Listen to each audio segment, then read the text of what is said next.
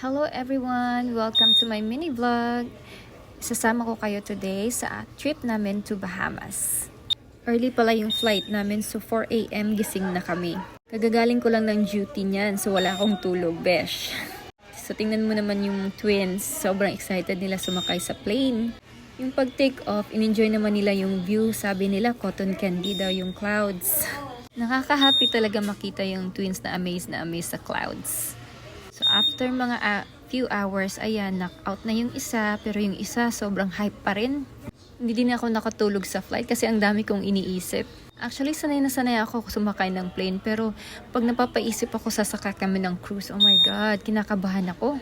Naiisip ko na yung mga Titanic movies. So ayan, landed na kami sa Miami, Florida. Kinuha na namin yung mga bagahe namin. Since early kami nag-arrive, nag-book muna kami ng lift at pumunta kami ng Bayview. 1 p.m. pa kasi yung check-in namin dun sa cruise.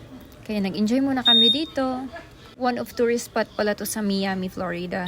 Maganda dito, ang daming shops, ang daming souvenirs, restaurants. So dito muna kami nagtambay. Around 12, bumalik na kami sa port. Nanginginig yung tuhod ni Wheezy ng pagsaka ng escalator, but sabi niya, "Mama, I'm not scared." In fairness, maganda yung port nila. So ayan, nag-check-in na kami. Super excited kami pumasok sa malaking ship. Kulang na lang, tumakbo kami papasok. So ayan na, nandito na kami sa loob. Pumunta agad kami sa room namin at saka yan na. Ocean view ang tawag sa room namin. May isang master bed, may sofa at saka may 2 bunk beds yan sa ibabaw. Ito pala yung view sa labas. Ang ganda-ganda ng view. Ito pala yung binigay nilang cards. Nakasulat lahat ng names namin. So ayan, umakyat na kami para kumain.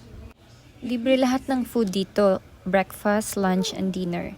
Every breakfast meron silang buffet at saka lunch. Tapos every night, meron silang fine dining. So ayan, kumuha na kami ng food. Ang sarap ng food sa lunch. May roasted beef, may Indian cuisine, meron ding Asian, meron ding mga comfort food dito, burger, hot dogs, basta lahat na. Ito mga dessert nila, ang tatamis. Grabe, mabubusog ka talaga dito. At saka, kalimutan mo muna yung diet. So, ang daming tao kasi yung mga naka-check-in, kumain agad dito. So, kumuha na ako ng food. Di ko alam, actually, na-overwhelm ako sa food. Di ko alam anong kainin ko. Kinuhanan ko muna yung twins kung anong pwede nilang makain dito. Pero syempre, for me, kumuha ako ng roasted beef. Kasi pinipilahan din to. After ng kain, bumaba na kami para magbihis at saka mag-freshen up. So since fresh na kami, it's time to explore the ship. Pumunta muna kami sa deck 5 kasi nandito lahat ng mga shops. 14 floors pala tong ship na to. Sobrang laki niya, as in hindi mo akalaing nasa loob ka pala ng barko. Tingnan mo naman, parang mall. Kahit kakakain lang namin, may nakita kaming pizza area. So syempre, libre lahat dito. Kumuha na din kami. Syempre, try natin lahat, 'di ba? So ayan, kumuha lang kami ng 2 slices para tikman yung pizza nila dito. Sarap talaga ng food, lalo na pag wala kang iniisip na babayaran. Yan, patsa-tsa lang. Sobrang amazing talaga ni Lord, no? Noon nagta-travel lang ako mag-isa, pero ngayon kasama ko na buong pamilya ko. So pumunta na kami next sa pinakataas sa 14th floor. Ang daming pwedeng activities dito. Gusto mong maglaro ng table tennis, meron din silang wall climbing, may basketball, at saka yan, ang taas ng water slide. Siyempre, meron din silang surfing area. Since napagod kami sa kakalakad, nagpahangin muna kami dyan. Grabe, fresh air. Sea breeze. Grabe, ang sarap talaga ng bakasyon na to. Thank you, Lord. Nakakapagod magtrabaho. Deserve talaga namin to. Once in a while, need mo talaga mag-travel for your mental health. Need mo talaga mag-recharge. So ayan, pumunta naman kami sa may mga pambata. Siyempre, gustong-gusto to nila easy-weasy. So may mga screen dyan na pwede nilang laruin. Then sa next door, meron ding mga arcade games. Kaso need mo na ng card dyan. Meron ding room for activities, workshop. Kailangan mo lang silang i-register doon. It's all for free. So ayan, nagsimula nang maglaro yung dalawa. Takbo-takbo na. Meron pala silang tagabantay dito. Gusto mong iwan at saka mag-relax muna, magbayad ka na lang.